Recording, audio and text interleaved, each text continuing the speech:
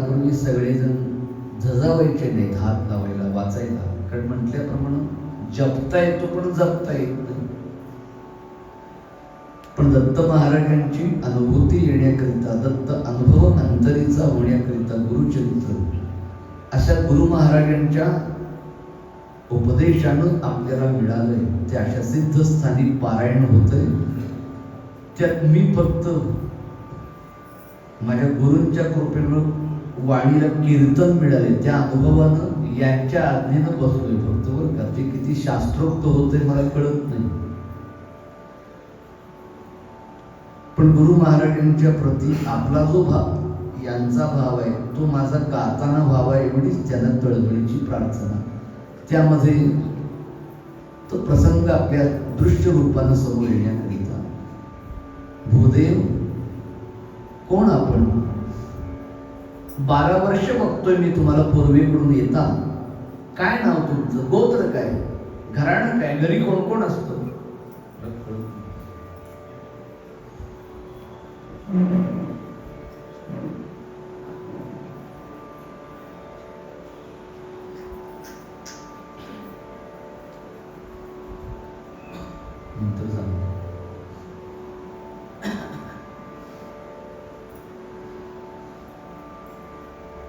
अवधूत चिंतन श्री गुरुदेव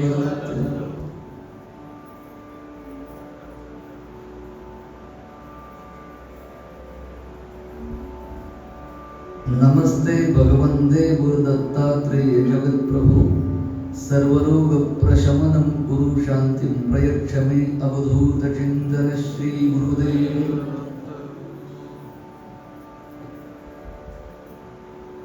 मध्येच विस्मरण होतं म्हणून श्लोक म्हटला बरं का.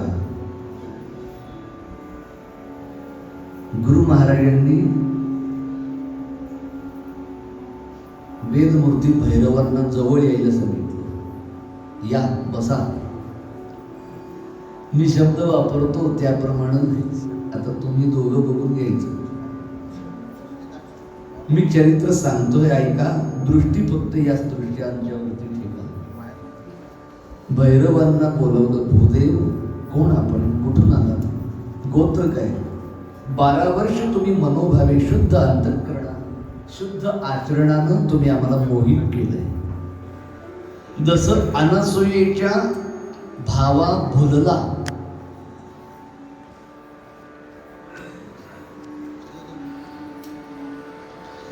तसं आम्ही, हे भैरवा तुमच्या शुद्ध आचरणाला भरून आम्ही इथं जे सांगतो ते ऐका. या कृष्णा पंचगंगा संगमतटी औदुंबर वृक्षाखाली आमचं 12 वर्षांचं तप हे दत्तप्रभूंचं झालं, श्रीपाद श्रीवल्लभांचं.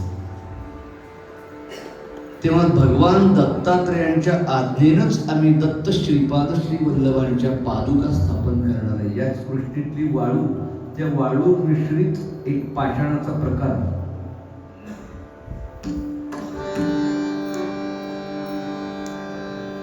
त्या अश्मसाराच्या पादुकांची आम्ही स्थापना करू आणि त्याची अर्चा तुम्ही करायची तुमच्या कुळाला.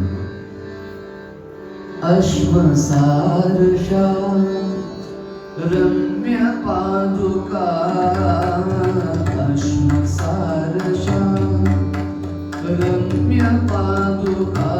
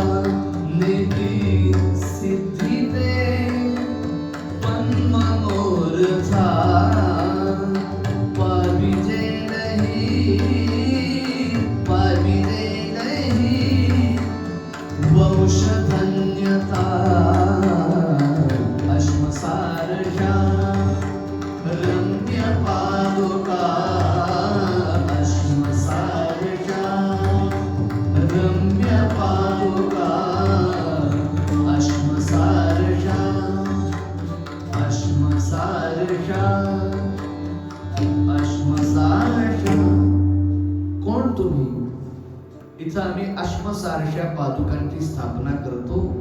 हा आम्हाला श्रीपाद श्रीवल्लभ दत्तात्रय भगवंतांचा आदेश आहे. आणि तुमचा गृहस्थाश्रम, तुमचा मनोभाव, पती पत्नींचं आचरण, दैव दोष न करता, खिन्न न होता, संतुष्ट वृत्ती आणि देव गुरुजनांच्या वरती, संत गुरूंच्या वरती अति प्रीती बघितली. हा तुमचा शुद्ध भाव बघून इथं पादुकांची स्थापना करणार, त्याची अर्चा तुम्ही सांभाळायची. कोण तुम्ही? भैरव सांगताय, आलास गावीचे जरठ पती पत्नी उभयता. आलास गावात वृद्ध आहे, माझी पत्नी 60 वर्षाची, मी 80 वर्षाचा, पलीकडून येतो आणि आता तसा उद्योगधंदाही झेपत नाही माझ्या देहाला. 7 गावची भिक्षुकी, ज्योतिष पण करतो आणि जे काही द्रव्य, बदाम, फळं, धान्य मिळेल त्यावरती भगवान हरिहरांची उपासना करतो, दत्तगुरूंचं ध्यान करतो. गोत्र भारद्वाज. बर, मग पादुका सांभाळाल? भैरवने हात जोडले, चेहऱ्यावरती अत्यंत प्रफुल्लित आनंद ओसंडतोय. पण संयम बघा कसा आहे, स्थितप्रज्ञ यालाच म्हणतात. देव देतायत बर का, पादुका देतायत आणि तुम्ही वंश परंपरागत पूजा करायची. भैरवभट वेदना दाखवली नाही, पण हसले आणि त्यांच्या चेहऱ्याकडे न बघता गुरुमूर्तींच्या पायाकडे बघताय. तुम्ही आशीर्वाद देताय वंश परंपरागत, पण मला वंशच पुढे नाहीये. मी 80 वर्षाचा झालोय, ही 60 वर्षाची. आम्हाला आप्त स्वकीय बंधू भगिनी पुत्र पौत्र काही नाहीये, मूलबाळ जमतात. महाराज म्हणाले, तू हो तरी म्हण. गुरु सेवा करताना, भगवत सेवा करताना कोणती तक्रार अडचण सांगायची नसते. पहिलं हो म्हणे.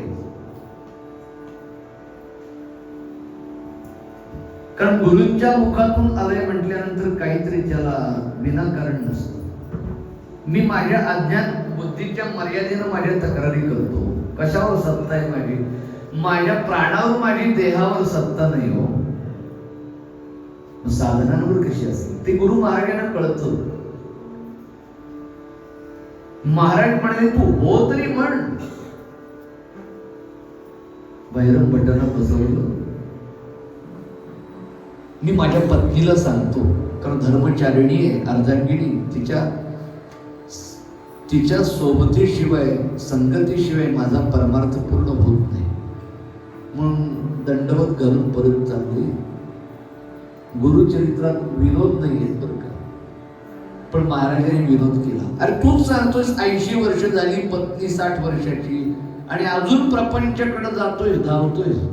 बास की, पुरे की प्रपंच. थांबले, स्तब्ध झाले. जन्मानं विहित कर्म म्हणून पत्नी आहे, प्रपंच आहे. महाराज आपल्याला 12 वर्षापासून हिचं दिसतंय, तो सच्चित आनंद दिसतोय. पण वास्तवामध्ये जे विहित कर्म आहे, तो प्रपंच आहे. तिकडं जाणं हे देहाचा, या जन्मातला कर्माचा भाग आहे. पण गुरूंची वाणी थांबले, पाऊल थांबलं. बसा. याच्या पुढचा जो प्रसंग आहे तो म्हणजे मला सांभाळून घ्या. कारण हे कीर्तनात गाताना, आत्ताही गाताना, प्रत्यक्ष सांगताना इथं ज्ञान, विद्या, वाणी उपयोगी येत नाही. व्यास ज्या कमलनयनम परमात्म्याचं तिथपर्यंत वर्णन करतात, शांताकारम पासून कमलनयनम. पण पुढे म्हणतात योगीभीर ध्यान. कोणाचं दळण दळतो, कोणाची बोरं खातो, पण योग्यांना मात्र तो सापडत नाही. योगी दुर्लभ. साधन किती केलं, काटेकोरपणानं विधिनिषेध पाळले, शास्त्राचं आचरण केलं तरी परमात्मा ब्रह्मतत्व मिळेल असं नाही. आणि त्या ठिकाणी मात्र गुरु महाराजांनी भैरवांना सांगितलं, सूर्य अस्ताचळी जातोय, कृष्णा वाहते जळाचं ठिकाण आहे. तुम्ही भारद्वाज गोत्र सांगितले, ऋग्वेदी आहात, बसा संध्या करूया.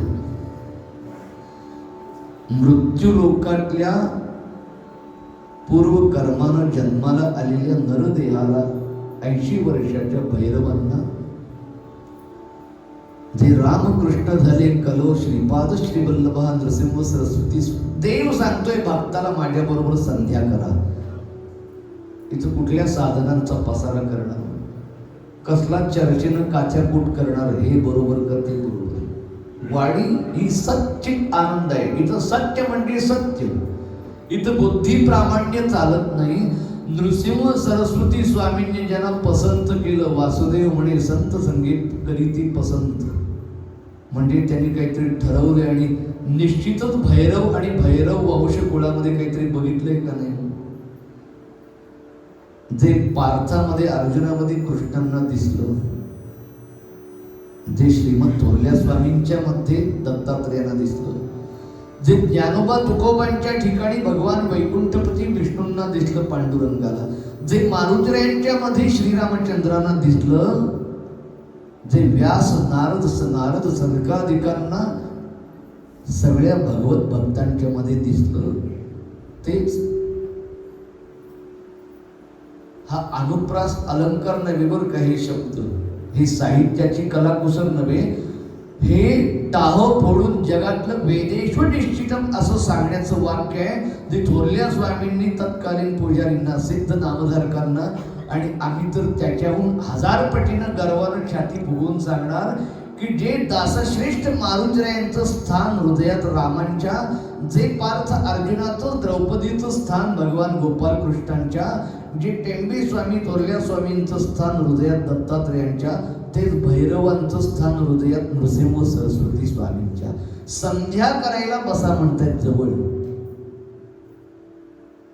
आणि भगवान नृसिंह सरस्वती स्वामींच्या बरोबर भैरव भटांनी संध्या केली.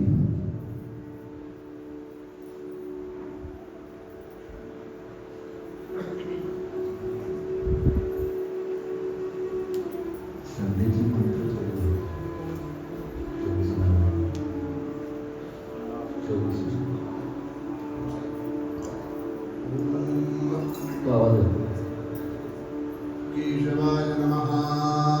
ओम नारायणाय नमः. ओम माधवाय नमः. ओम गोविंदाय नमः. विष्णवे नमः. सुंदराय नमः. त्रिविक्रमाय नमः. वामनाय नमः. श्रीधराय नमः. श्रीशाय नमः. पद्मनाभाय नमः. दामोदराय नमः. संकर्षणाय नमः. वासुदेवाय नमः. प्रद्युम्नाय नमः. अनिरुद्धाय नमः. पुरुषोत्तमाय नमः. अद्भुक्षजाय नमः. नरसिंहाय नमः. अच्युताय नमः. जनार्दनाय नमः. उपेन्द्राय नमः. हरये नमः. श्रीकृष्णाय नमः.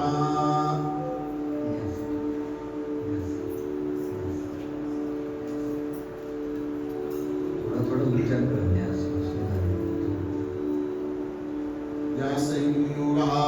ओम सहस्रशीर्षा पुरुष सहस्राक्ष सहस्रपाद सभुमेव शिवोर्ध्वाद्यैतचाङ्गुलम्. ओम पुरुषमेव अंकुष्टाभ्यां नमः. दयाय नमः. ओम प्रत्यक्ष श्री नृसिंह सरस्वती स्वामी आणि वेदमूर्ती भैरव एकत्रित संध्या करतायत. हा प्रसंग याच कृष्णातटी, याच औदुंबराजवळ घाटावरती कान वेद मंत्रांकडं आणि दृष्टी या संधीकडे. हृदयाय नमः. ओम ब्राह्मणोऽस्य मुखमासीत् बाहुरायण्यः कृतः. ऊरु तदस्य यद्वैषं पदभ्यां शूद्रो जायत. तर्जनीभ्यं नमः. शिरसे स्वाहा. ओम चन्द्रमा मनसो जातश्चक्षुः सूर्यो जायत. मुखादिन्द्रश्चाग्निश्च प्राणात् वायुर्जायत. मध्यमाभ्यं नमः. शिखायै विषट. ओम नाभ्यासीदन्तरिक्षं शीर्ष्णोद्योत्सवः. पद्भ्यां भूमिर्दिशश्रोत्रात् तथा लोकामुपकल्पयन्. अनामिकाभ्यं नमः. कवचाय हुम्. ओम सप्तास्यासन् परिदत् सप्तसमितः कृताः. देवाय तन्वान अवद्वन् पुरुषं पशुम्. अथ ध्यानम्. काशाय आर्यवस्त्रं करदण्डधारणं कमण्डलं पद्मकरेण शङ्खं चक्रं भूषितभूषणाढ्यं श्रीपादराजं शरणं प्रपद्ये औदुम्रः कल्पवृक्षः कामधेनुश्च संगः चिन्तामणि गौरपादो दुर्लभो भुवनत्रये कृते जनार्दनो देवश्रेतायां मृगनन्दनः द्वापरे रामकृष्णौ च कलौ श्रीपाद श्रीवल्लभः अवधूत चिंतन श्री गुरुदेव दत्त। संध्या झाली. भैरवांनी घरी जातो म्हटल्यानंतर महाराज म्हणतात अजून किती प्रपंच करणार. आता मात्र पुढे काही बोलले नाही. जसं कुरुक्षेत्रावरती योगेश्वर भगवान गोपाल कृष्णांनी पार्थ अर्जुनाला ब्रह्मज्ञानाचा उपदेश केला गीतेच्या रूपाने,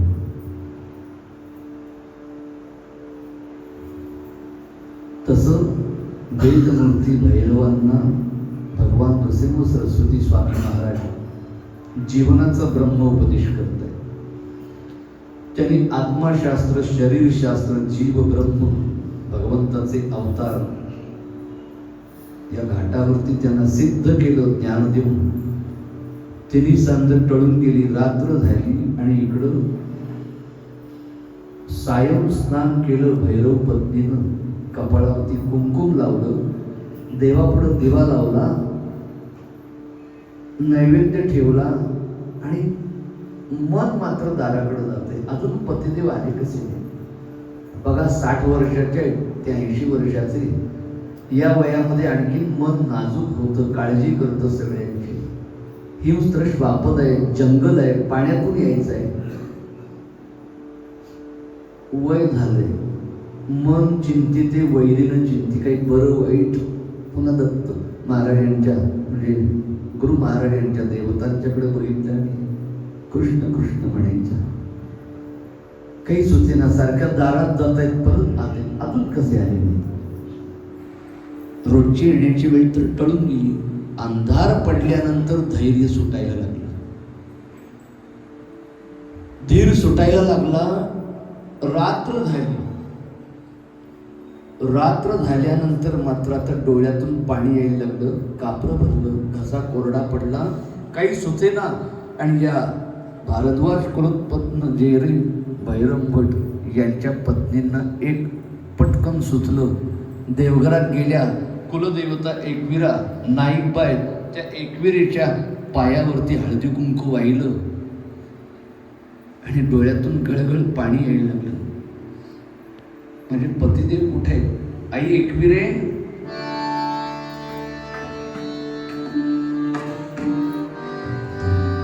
पाव जगत जननी झडकरी, पाव जगत जननी झडकरी, पाव जगत जननी झडकरी, पाव जगत जननी झडकरी. या दिनेची हाक बरी सुनी, या दिनेची हाक बरी सुनी, हे धाग झडी, पाव जगत जननी झडकरी, पाव जगत जननी झडकरी, पाव जगत जननी, पाव जगत जननी झडकरी, पाव जगत जननी. हे झडी धाव एकवीरे, हे झडी धाव एकवीरे. यांचं कुलदैवत कोल्हापूरला दत्त भिक्षालिंग स्थानाच्या मागे एकविरा मातेचं मंदिर आहे. त्या एकविरी मातेची आलासला मूळ घरामध्ये पाषाणाची मूर्ती, हळदी कुंकू वाहिलं आणि एकविरा मातेला प्रार्थना करते, माझ्या पतींचे चरण दाखव मला. काय झालं? हे भाव झडी एकवीरे, भक्त वरदायिनी पावन परे,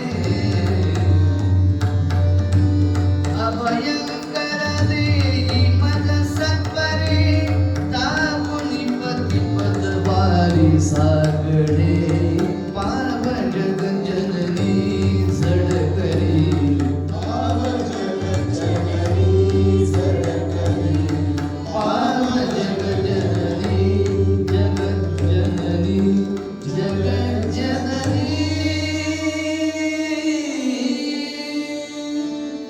एकविरा मातेच्या ठिकाणी हळदी कुंकवून पाण्यातल्या अश्रूंनीच अभिषेक केला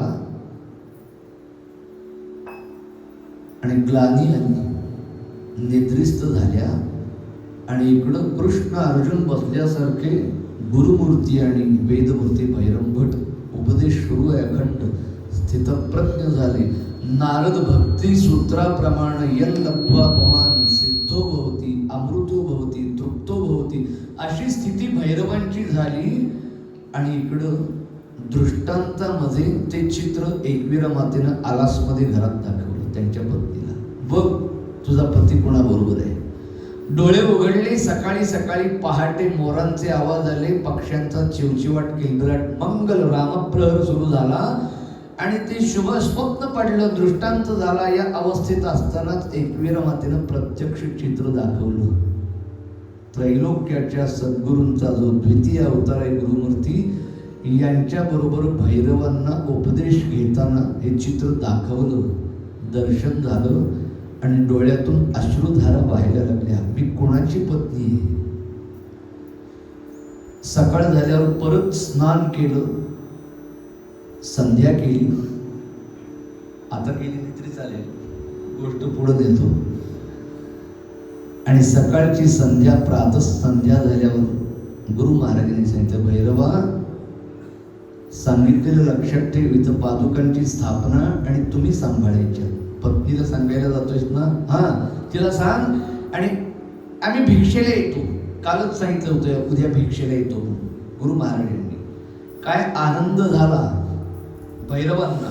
पण गंमत अशी झाली की भैरव येण्याच्या आधी वेदमूर्ती भैरववरून येताना या पत्नीला अत्यानंद झाला होता. पतीचा थोरपणा कळला. तिनं घर सारवलं. रोज पांढरी रांगोळी, आज रंगीत रांगोळी घातली. नाना रंगाची फुलं पल्लवी आणली, तोरण लावलं, सगळीकडे सजावट केली, अत्तर शिंपडलं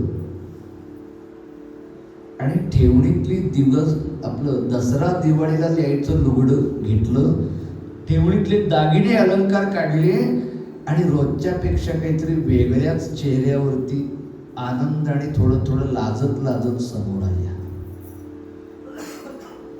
सकाळी गुरुमूर्तींचा निरोप घेऊन भैरवभट आले. इथं सिद्धांनी नामधारकांना थोरल्या स्वामी महाराजांनी सुद्धा कधी ते विनोद करायचे नाहीत, पण इथं महाराजांनी विनोद केलेला सांगितलं.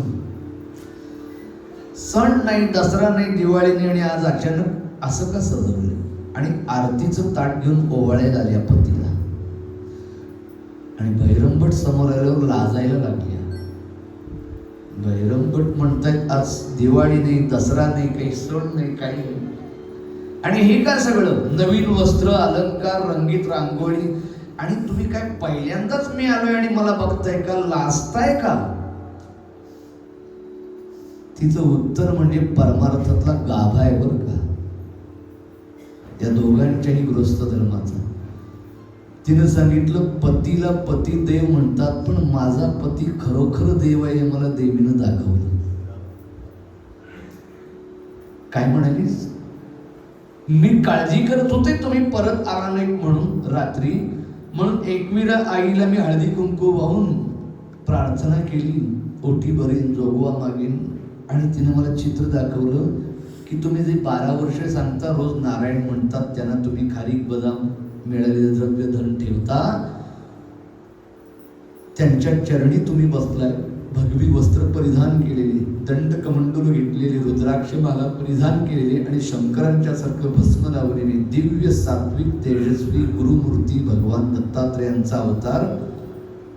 तो चालत इथं आलाय म्हणे. औदुंबराखाली कृष्णेच्या काठावरती संगमावरती तपश्चर्या करतायत, ते तुम्हाला भेटतायत, पण तेच तुम्हाला काहीतरी सांगतायत, उपदेश तुमच्यावर कृपा करतायत असं चित्र आईनं मला. अगं तेच सांगतोय प्रिये. त्याने काय सांगितलं माहितीये, आज भिक्षेला येत आहेत तेव्हा आपण तयारी करायची.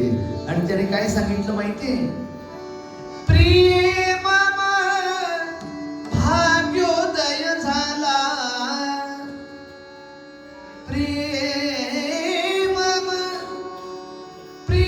मामा भाग्योदय झाला, बोलीला यती वर्गी मजला, बोलिला यती बरगे मजला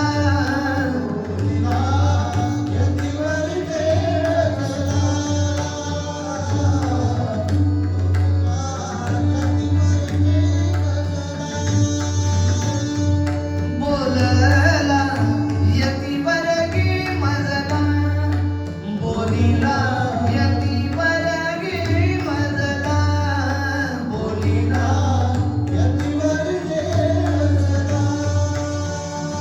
मला सांगितलं या घोर अशा काननात अरण्यात दत्तात्रयांची आज्ञा झाली आहे श्रीपाद श्री वल्लभ दत्तांच्या पादुका दत्तप्रभूंच्या स्थापना करायची आणि त्याची अर्चा तुम्ही करायची. विप्रा स्थापुनी इथे पादुकाला करीसी का विप्रा अर्चेला. तू अर्चा करशील.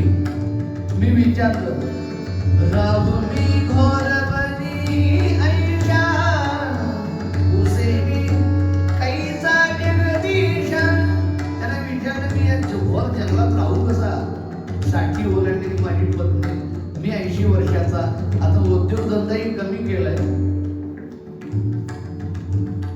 जंगल आहे तिथून रोज येऊन पूजा आणि सगळ्यात महत्वाचं पत्नी सांगते अहो पण त्यांना तुम्ही सांगितलं का आम्ही दोघंच आहोत, आम्हाला कोणी नाही, मूलबाळ काही नाही.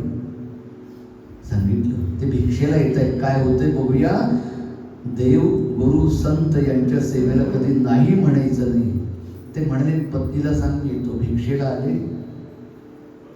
भिक्षेला आल्यावर काय वाढलं. गुरु महाराजांना भैरवांच्या पत्नीनं ताजं ताक जोंधळ्याच्या कण्या वाढल्या. थोरल्या स्वामी महाराजांनी वर्णन केलंय जो द्रौपदीच्या पानानं गजेंद्राच्या फुलानं शबरीच्या उडक्या फळानं पत्रम पुष्पम फलन तोडून भैरवांनी जोंधळ्याच्या कण्या वाढल्या. अहम वैश्वानरो भूत्वा प्राणिनां देहमाश्रितः प्राणापान समायुक्त पचाम्यन्नं चतुर्विधम्.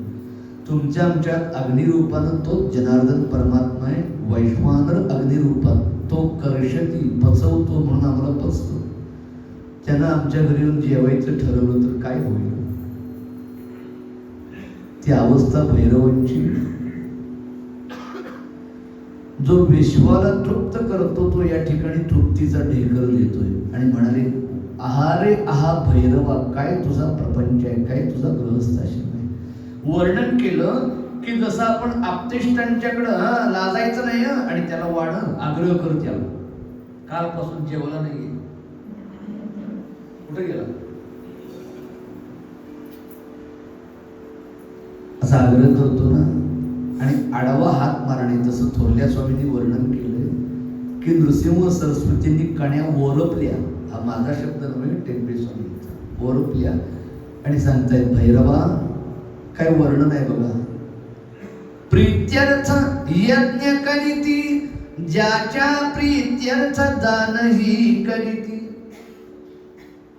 अग्नीच्या सप्त जिव्हा प्रकट झाल्या. 49 प्रकारचे अग्नी. अग्नी तिची पत्नी स्वाहा, गार्हपत्य, दक्षिणाग्नी, पावक, पवमान ते सगळे प्रकट झाल्या सप्त जिव्हा की मग हवीर द्रव्य आवाहन मंत्रांनी त्या त्या देवतांना अर्पण करायचं. मग त्या देवतांना भोग पोचतात. असा यज्ञाचा सगळा प्रपंच आहे. त्या यज्ञाचा जो भोगता हरी त्याच्या प्रीत्यर्थ सगळं करतात की दानधर्म. तो भैरवांच्या पत्नीच्या हातच्या कण्या खात आहे. प्रीत्यर्थ यज्ञ करती ज्याच्या प्रीत्यर्थ दानही करती तो यती पक्ती ब्राह्मण वदने भक्षितो कण्या प्रीती.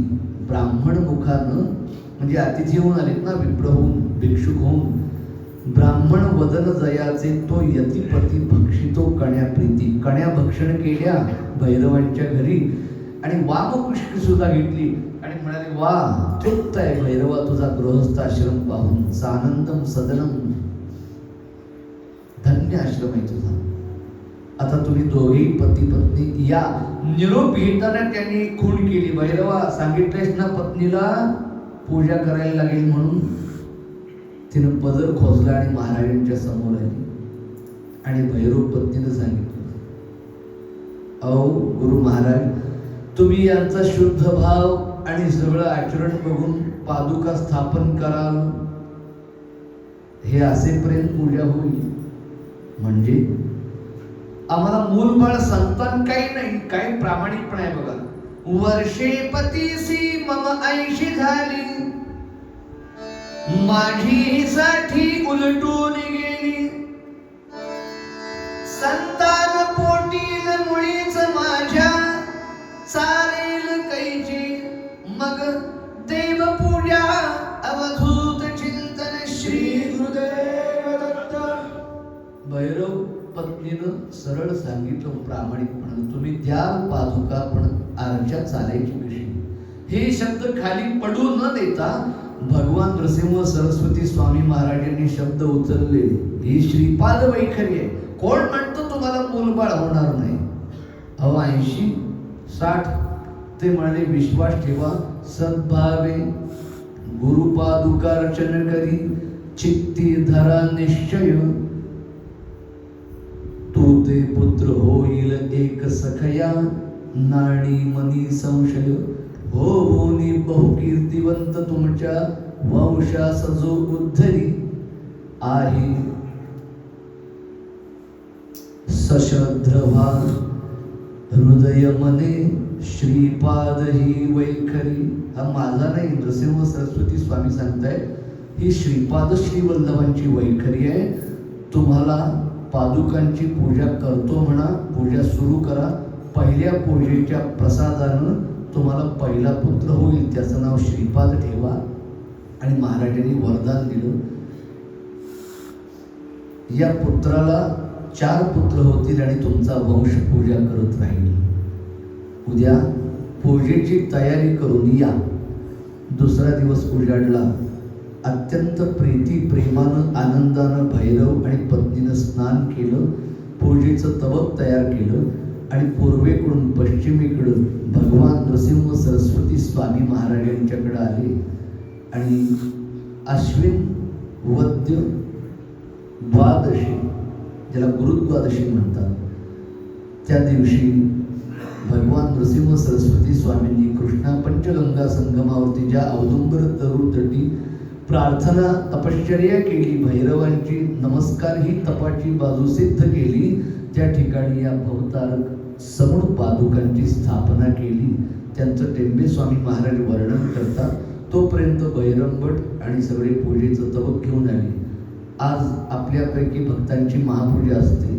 ती महापूजा आज जे आपण यजमान पदावर बसतो, तिथं साक्षात नृसिंह सरस्वती स्वामी महाराज बसले आणि भैरवांनी त्यांना पूजा करायचा संकल्प सोडला.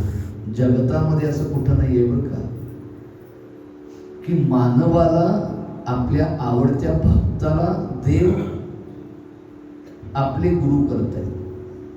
मला सांगायला जर नाही हा प्रसंग, गुरुदेव तुम्हाला एकांतात परत छान सांगतील त्या तत्वाचा भाग. पण आता काय प्रसंग आहे बघा.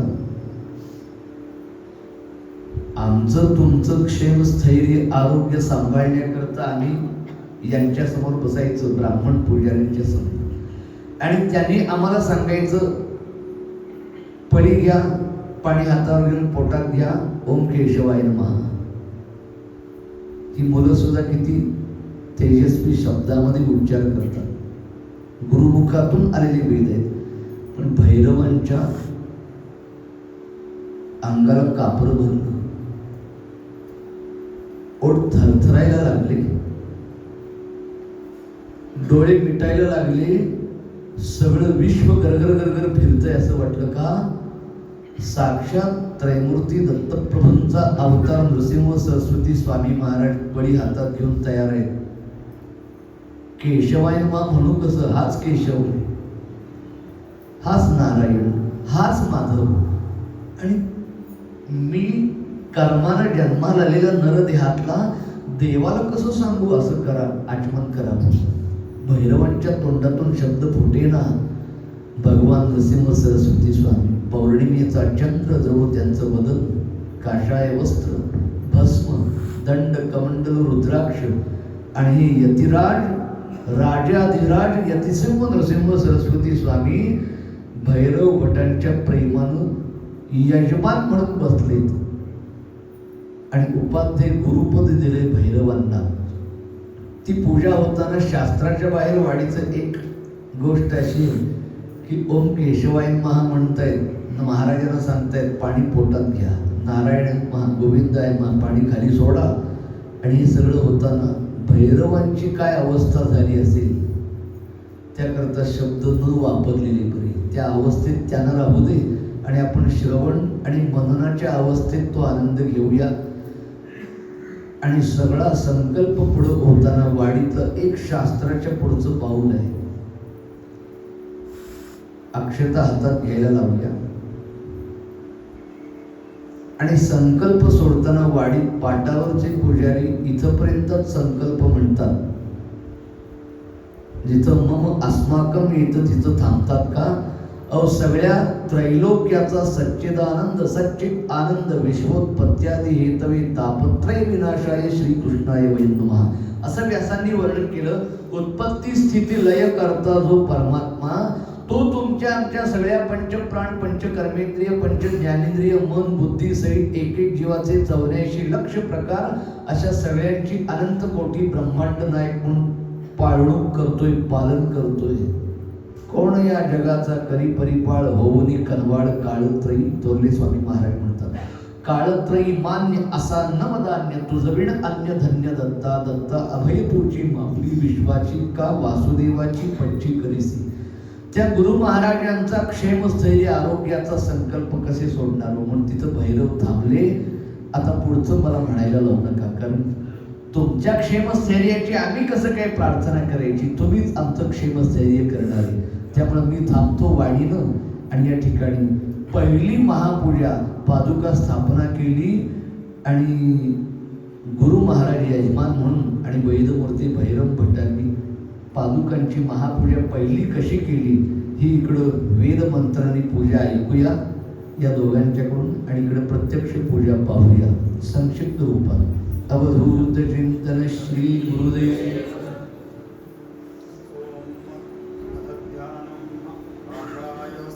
करचण्डधारणं कमण्डलं पर्वतरेण शङ्खं चक्रं गदाभूषितभूषणाढ्यं श्रीपादराजं शरणं प्रपद्ये.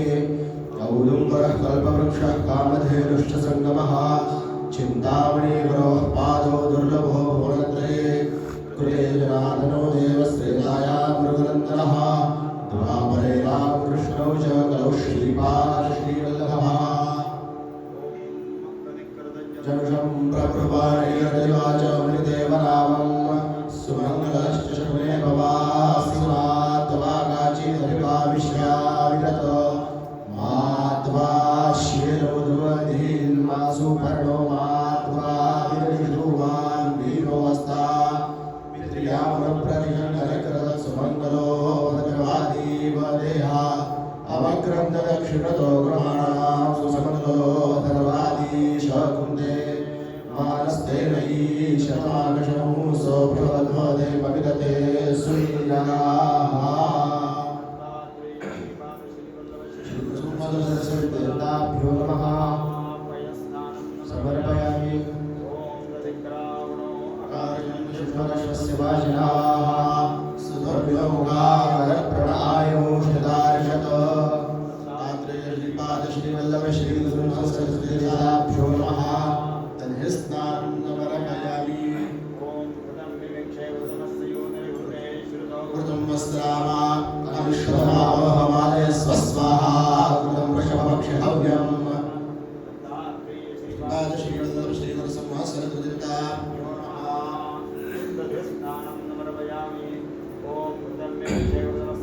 कृतेषु कृतं वस्य धामा अनुष्वदमामहमादय स्वस्वाहा. कृतं वृषभक्षहव्यम्.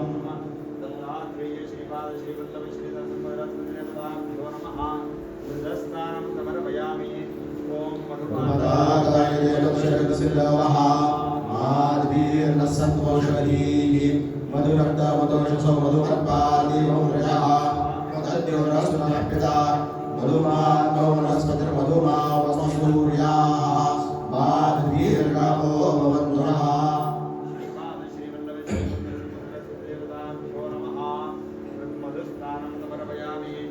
ॐ स्वादुर्भवस्वरिव्याय जन्मने स्वादुरिन्द्राय सुरवीन्द्राम्ने स्वादुर्मित्राय वरुणाय वायवे बृहस्पतये मधुमा उपदाभ्यः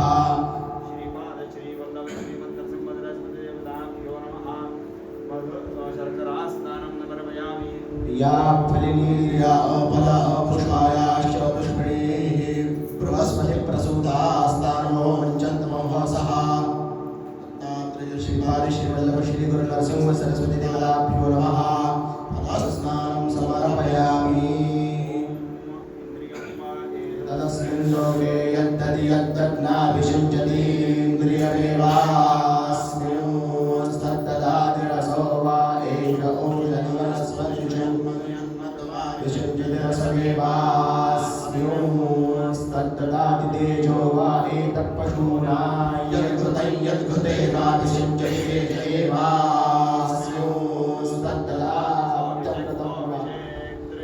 ब्राह्मणाय हिरण्यं दद्यात् सहस्रं दद्यात् क्षेत्रं चतुष्पादद्यात् तथाप्याहुरसंख्यातमेव परिमितं दद्यात् परिमितो वै क्षत्रियो परिमितस्यानुद्यात् सुरागं संहस्त आददाति स्वादिष्टया वरिष्ठया भवस्व सोमधारया धारयितातवे सुत इति तां पिबेद्य तत्र शिष्टं रसरस्तु तस्यैन्द्रो अभिपञ्चचीभिः इदं तदस्य मनसा शिवेन सोमं राजानमिहक्षयामि अभृत्वा वृषभासुते सुतं सृजामि पीतये रूपाग्रश्वही मदमिति यो हवाम सोमपीतस्सुराया प्रणितस्सहैवैतेनैन्द्रेण महाभिषेकेनाभिषिक्तस्य क्षत्रियस्य वक्षितो भवतिनुसुरातां पीत्वा विमन्त्रयेतापां सोमो जन्नो भवेत् तद्गतैवातः प्रियः पुत्रः पितरं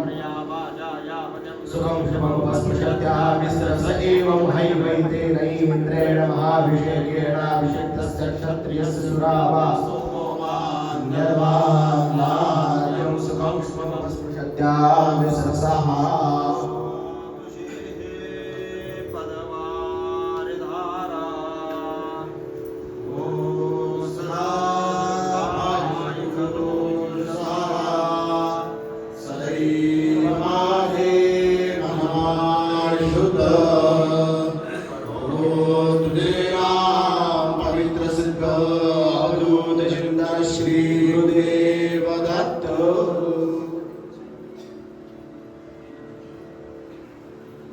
अवधूत चिंतन श्री गुरुदेव दत्त श्री नृसिंह सरस्वती स्वामी महाराज की जय श्रीमद वासुदेवानंद सरस्वती स्वामी महाराज की जय महाराजांनी श्रीपाद वैखरी तुम्ही पादुकांची स्थापना अश्विन मध्य द्वादशीसी भैरव हस्ते ऋषिकेशी अर्चन मनोहर पादुकेसी संगीत भैसोनी करविती जवळ बसवून घेऊन पादुकांची पूजा केली. हरी आणि हर एक विष्णुपाद एक शिवांचे चरण असं चरणयुग आहे म्हणून बेल तुळस दोन्ही सुदर्शन चक्र सगळी पदचिन्ह विष्णूंच्या पायावरती या पादुकांच्या ठिकाणी. या पादुकांचं वर्णन परमहंस परिव्राजकाचार्य थोरल्या स्वामी महाराजांनी पहिल्यांदाच दर्शन घेतल्यावर केलं. आपण देवाकडे बघताच पण या सुंदर पादुका तयार केल्या त्यांची पूजा झाली. त्याचं वर्णन महाराज करतात. स एष परम कारुणिको भगवान जगद्गुरु केवल युक्त्या मुक्त्या इहहि विवदतां असतां शास्त्रीणां मतानि निराकुर्वन् स्वभक्तानां विमलदृष्टे स्वपदपर्यालोचनां मुक्तिरिति श्रुती तात्पर्यमुपदेष्टुमिव सच्चिदानंद पदमिह प्रकटीचकारे. म्हणजेच काय, घराघरात महाराजांच्या पादुकांच्या चित्राच्या खाली शब्द आहे. भवतारक ह्या तुझ्या पादुका वंदिर मी माथा करावी कृपा गुरुनाथा. पूजा झाली यथासांग आणि महाराजांनी त्यांना होतील ज्ञान सुत त्यासही कीर्तिवंत. जो पहिला मुलगा होईल त्याचं श्रीपाद नाव ठेवा. हे पादुकार्चन करी नित भक्तियुक्त, औदुंबरासन फळे तुझी आई वंशा. मानोनी सत्य न कधी विसरू परेशा. श्री नृसिंह सरस्वती स्वामी महाराज की जय. इथे शब्द नृसिंह सरस्वती स्वामींनी वापरले की औदुंबर वृक्षाला फळं लागतील तसा हे भैरवा तुमचा वृक्ष वंश बहरेल आणि माझ्या पादुकांची पूजा करत राहील. महाराजांना हा वरदान दिल्यानंतर भैरव पत्नी सद्गदित झाल्या. गुरु महाराजांनी त्यांना ओटा पसरायला सांगितलं. वाडीत नारळ प्रसादाला महत्व आहे. याचं कारण हा प्रसंग गुरु महाराजांनी भैरव पत्नी यांना ओटा पसरायला सांगितलं आणि पादुकांचा जो नारळ प्रसाद आहे पादुकांच्यावरचं फूल घेतलं. नमस्कारोनी ओटी पसरली, सती अंतरी सद्गदित झाली. आणि आपण ते सर्व भक्त दत्तात्रयांच्या मंदिरात मूर्तीसमोर अवधूत चिंतन श्री गुरुदेव दत्त म्हणतो. तो पहिला उच्चार कोण केला? तो स्वयं नृसिंह सरस्वती स्वामी महाराजांनी. अवधूत चिंतन श्री गुरुदेव दत्त म्हणाले आणि ओट्यामध्ये नारळ प्रसाद घातला आणि भैरवांना त्या नारळ प्रसादानं पहिला पुत्र झाला. त्याचं नाव श्रीपाद ठेवलं. श्रीपाद नाव ठेवलं आणि शब्द काय? औदुंबराला फळं लागतील तसा तुमचा वंश वाढेल. म्हणून तुम्ही सुद्धा औदुंबराच्या फळांच्या या वंशजांच्या ठिकाणी पारायण करताय. हे आपल्या सर्व गातायत, तबला वाजवतायत. आज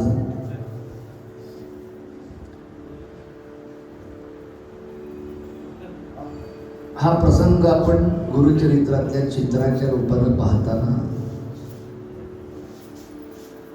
याच कुळाचे पूर्वज भैरवभट असेच उभयतांच्या स्वरूप घाटावरती बसले होते. त्यांनी पहिली पूजा केली आणि भगवान नृसिंह सरस्वती स्वामी महाराज यजमान होते. या दोघांचा बराच संवाद झाला. त्या संवादामध्ये सगळे म्हणतात ना, मत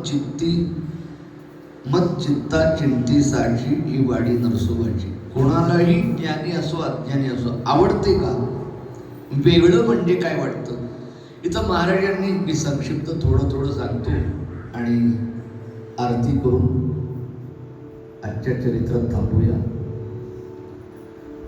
पादुकांची पूजा होऊन नारळ प्रसाद घातला आणि वरदान दिल्यावरती म्हणजे आम्ही इथं राहायचं कधीपासून? आचार विचार काय? पहिली पूजा नित्य नैमित्तिक संवत्सरी. पावसाळा आल्यावर काय, हिवाळ्यात काय, ऋतूप्रमाणे काय, दिवसा माध्यान्हकाळी रात्री. अर्चन कसे करावे, वर्तन कसे काय ते सांगा. गुरूंना भैरवांनी विचारले. या पादुकांची अर्चना कशी करायची, काय विधी, काय निषेध, काय नियम पाळायचे. महाराजांनी जे सांगितलं त्याप्रमाणे आजच्या वर्तमान काळात 2024 मध्ये सुद्धा ही पुजारी मंडळी वंशज जसं भैरवांनी पाळलं तसंच गुरुमूर्तीने सांगितल्याप्रमाणे कृष्णेतच बुडी मारायची. घरात स्नान करून यायचं नाही. आदल्या दिवशी स्त्री संग करायचा नाही. अभक्ष भक्षण म्हणजे सात्विक आहारातलं कोणतंही धान्य परान्न घ्यायचं नाही. त्याप्रमाणे ही सगळी मंडळी पाळतात. केशवपन केल्यानंतर, क्षौर केल्यानंतर महाराजांच्या पादुकांना स्पर्श करत नाही. मेहंदी हाताला लागली तर स्पर्श करत नाही. दाढी केली तर स्पर्श करत नाही. इतर कुठंतरी अन्न सेवन झालं तर 2 दिवस तिथं पादुकांना स्पर्श करत नाहीत.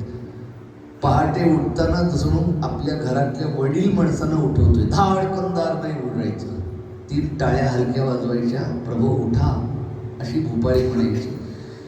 त्यात महाराजांनी आणखी भर घातली. थोरल्या स्वामी महाराजांनी कृष्णेच्या जवळच महाराजांच्या पादुका पाणीपुराचं पायावर आलं आणि ज्यावेळी महाराज होते पाय सुजल्यासारखे दिसले. 7 दिवस काळे मनुके, खडीसाखर, तुळस काळी, दालचिनी, लवंग, उष्णद्रव्यांचा काढ्याचा नैवेद्य दाखवा. म्हणजे या पादुका म्हणजे पाषाणाच्या सगुण मूर्ती स्वरूप नाहीच आहेत. आमच्याकरता स्वयं भगवान नृसिंह सरस्वती स्वामी महाराज, दत्त महाराज, श्रीपाद श्री वल्लभच आहेत त्या पादुकांच्या रूपात. म्हणून इथं भैरवांच्या पासून त्यांनी सांगितलं की पहिला पुत्र झाला, तो वाढला, थोडा मोठा झाला की तुम्ही इथं राहायला या, तुमचा वंश औदुंबरासारखा वाढेल आणि अखंड सेवा करत राहतील. आणि त्यांनी सांगितलं इथं आल्यानंतर जे काही अर्पण होईल त्यातलं सगळं मोहून घरी न्यायचं नाही. तेल, सिद्ध अन्न, तूप, तांदूळ यापैकी काही घरी इथंच अर्पण करून टाकायचं. म्हणून वाडीत कोणत्याही उत्सवात इतर वेळी तांदूळ अमुक तमुक तिथं अर्पण झालं की एक कण सुद्धा पुजारी घरी आणत नाहीचं. कृष्णावळी उत्सवात तर महाराजांचे सगळे धान्य, तांदूळ, नारळ, श्रीफळ, पीस हे सगळं तिथंच वाटलं जातं. इथंच मंगेश पुजारी हे सगळी मंडळी की अनाथ आश्रम, वृद्धाश्रमामध्ये सगळं धान्य वाटून संपवलं जातं. महाराजांनी सांगून दिल्याप्रमाणे बेदर द्रुपदी कन्या या गावात येईल. बेदर वाच्याची मुलगी ती आंधळी असेल, तिला दृष्टी येईल आणि ती अमरेश्वर आता सध्याच्या पद्धतीनं औरवाड गौरवाड ही 2 गावं इनाम म्हणून देईल. माझ्या रक्षणाकरता मी अखंड आहे. कितीही जरी कोणतीही आपत्ती आणि मोठं संकट आलं तर घाबरून जाऊ नका, धैर्य सोडू नका. फक्त आमच्या पादुकांच्यावरती पाणी घाला, 5 गुरुचरित्राच्या ओव्या वाचा, अतिथीला दत्त मानून त्याला जेवू घाला आणि गुरूंच्यावरती श्रद्धा कशी पाहिजे प्रचंड. बाकी कोणापुढेही हात पसरायचे नाही. मला पूजोत्तर प्रार्थना करा, अखंड मी तुमचं रक्षण करण्याकरता जवळ आहे. म्हणून इथं पादुका, देऊळ, मंदिर म्हणतच नाहीत, देवाकडं जातो म्हणतात का नाही. देवाकडं म्हणजे पादुकांच्या रूपानं महाराज आहेत तिकडं जातो. म्हणून मी काय विनोदानं सांगतो की बाहेर गावी गेलं, कीर्तन करून परत आलं की पोचल्याचा फोन करायला लागतो ना. तसं घरात फोन केला आणि कोणीतरी उचलला, म्हटलं बुवा देवाकडे गेली. काल कीर्तन केलं एवढं आणि देवाकडे म्हणजे इथं देवळात नाही, मंदिरात नाही, प्रत्यक्ष देव आहे पादुकांच्या रूपानं. त्याचा प्रसाद अनुभव अजून काही जणांना येतो. मागच्या वेळी भागवत होतं म्हणून ही गोष्ट सांगितली नाही, पण गुरुचरित्र कधीच संपायचं नाही. 52 अध्याय पारायण संपायला थांबायला पाहिजे ना. पण अजून गुरु कृपा होण्याचा ओघ थांबला नाही आणि गुरूंच्यावर श्रद्धा ठेवून भक्ती करायची थांबली नाही. म्हणून आज सुद्धा अनुभव होत आहे. त्यातला अनुभव एक असा, गोव्यातले एक सद्गृहस्थ वाडीत येतात. वैशाखात आंब्याच्या पेट्या घेऊन आली आणि महापूजेला सोहळ्यात आंबे सोलून त्याचा रस घालतात. इथं अत्तर जरी वाहिलं तरी बाहेर दाखवलं जातं, हो ही तुमची अत्तराची बाटली घातली बरं का, इथं हे तुमचं वस्त्र महाराजांना घातलं, दर्शन घ्या. तसं आमरस तो घालताना जे सोहळ्यात बसलेले पुजारी आंबे सोलतायत तेवढ्यात एक पुजाऱ्यांचा लहान मुलगा धावत आला. यांचा नव्हता बरं का, सोलणाऱ्यांचा, आमरस काढणाऱ्यांचा. त्यांना आंबा मागितला. ते गोव्यातले गृहस्थ बघतायचं. त्या बसलेल्याने आंबा दिला, मुलगा खात खात बाहेर गेला. तेवढंच मनात जरा आलं किंतु की मी दिलेले सगळेच्या सगळे आंबे पादुकांवर जायला पाहिजे होते. अंतर्यामी सच्चित सुख, महाराज सगळं जाणतात. एवढा मनात विकल्प आला, बोलले काही नाहीत. दुसऱ्या आठवड्यात आणखीन जास्तीची पेटी घेऊन आली आंब्याची आणि पुजाऱ्यांना सांगितलं यातले सगळेच्या सगळे आंबे कोणालाही खायला न देता पादुकांवर घाला आणि हे इथं कोण आहेत त्यांना वाटा, पुजारी, मुलं, बाळ, गोपाळ. काय भाव वाईट आहे का? पण महाराज किती प्रेम करतात पुजारी मंडळींच्यावरती बघा. भैरवांच्या पासून महापूजा झाली, सगळेच्या सगळे आंबे पादुकांच्यावरती घातले आणि रात्री हा भक्त झोपायला गेला आणि महाराजांनी उठून दृष्टांत दिला वाडीत, परत कशाला दुसरी पेटी घेऊन आलास? तुला पादुकांच्यावरतीच आंबे जायचे होते, ते सगळे गेले आणि माझ्या पोटात जायला पाहिजे ना, त्या मुलाच्या रूपात दुसरं कोण खाल्लंय? मीच आंबा खाल्लाय, परत कशाला पेटी घेऊन आलास? ही कथा आहे 2018 सालची ना, वाडीत घडलेली. त्यामुळे गुरूंची सेवा करणारे भक्त थांबत नाहीत आणि असे अजूनही अनुभव येऊन गुरूंचं चरित्र अध्याय वाढतच जात आहे. पण आज कुठेतरी थांबायला पाहिजे. म्हणून आज गुरुचरित्रामध्ये जो वाडीच्या पादुकांच्या स्थापनेचा दिवस गुरुद्वादशी, तो भैरवांच्या ओट्यामध्ये नारळ घातला, आता या ठिकाणी कळस म्हणजे मला जो गुरुदादांनी सांगितलेला किस्सा, महाराज प्रसन्न झाले आणि भैरवा वर माग, तुम्ही काय द्यायचं शिल्लक ठेवलंय महाराज. अमृत घट दिला या ठिकाणी परमानंदाचा, आणि आता काय मागू. तर भैरवांनी जे मागितलं ते यांनी जे सांगितलं ते तसं तुमच्या पुढे ठेवतो.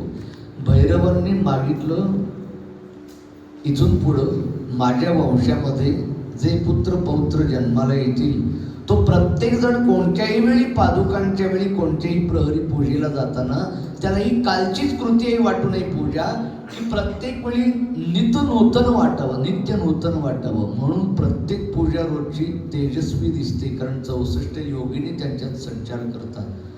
अशी वाडीची ही महात्म्याची बाजू आहे. ऐसे कृष्णातीर वृक्ष औदुंबर ऐसा जगदोद्धार देवकोटी. त्या वाडीचं महात्म्य जिथंच थांबवतो. त्या भैरवांनी आपल्या मुलांना काय सांगितलं असेल ती भैरवी म्हणतो, आणि रोजचा ध्यानाचा श्लोक म्हणून आरती. भैरवांनी आपल्या प्रत्येक श्रीपाद आणि 4 मुलांना सांगितलं, जाबड भट, नरहर भट, सखाराम भट आणि चौथे नरहरी भट, जाबड भट, सखाराम भट आणि चौथे आठवे श्रीपाद पहिले त्यांचे पुत्र. बघूया उद्या हंसध्वनी घेतल्यावर आठवते. परवा एक डॉक्टर आले होते, ते म्हणजे विस्मरणावरती हंसध्वनी राग ऐकत जावं बुवा. आज गातो, उद्या आठवते का बघतो. अवधूत चिंतन. तो 4 फडे 4 होती की 4 पद्धतीनं वर्षिली पद्धतीने इथं आपल्याला ही पुजारी वंशाचे पूजा करताना पाहायला मिळतात. भैरवांनी आपल्या श्रीपादांना आणि पुत्रांना सांगितलं, काय सांगितलं, सेवा हो सेवा हो सेवा हो, श्री गुरुपदासी सेवा हो, सेवा हो सेवा हो सेवा हो, श्री गुरुपदासी सेवा हो, सेवा हो सेवा हो सेवा हो, श्री गुरुपदासी सेवा हो, सेवा हो सेवा हो सेवा हो, सेवा हो सेवा हो सेवा हो, सेवा हो सेवा हो सेवा हो, सेवा हो सेवा हो सेवा हो.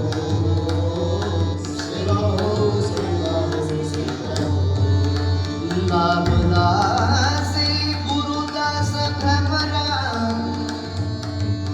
लाभला से गुरुदास भ्रमरा, लाभला से गुरुदास भ्रमरा, लाभला से गुरुदास भ्रमरा, लाभला लाभला से गुरुदास भ्रमरा, लाभला से गुरुदास भ्रमरा, लाभला से गुरुदास भ्रमरा. हरिपद ठेवा हो, हरिपद ठेवा हो, चरण गुरुपद ठेवा हो ठेवा हो ठेवा, गुरुपद ठेवा हो ठेवा हो ठेवा हो, सेवा हो सेवा हो सेवा हो, सेवा हो सेवा हो सेवा हो, सेवा हो सेवा हो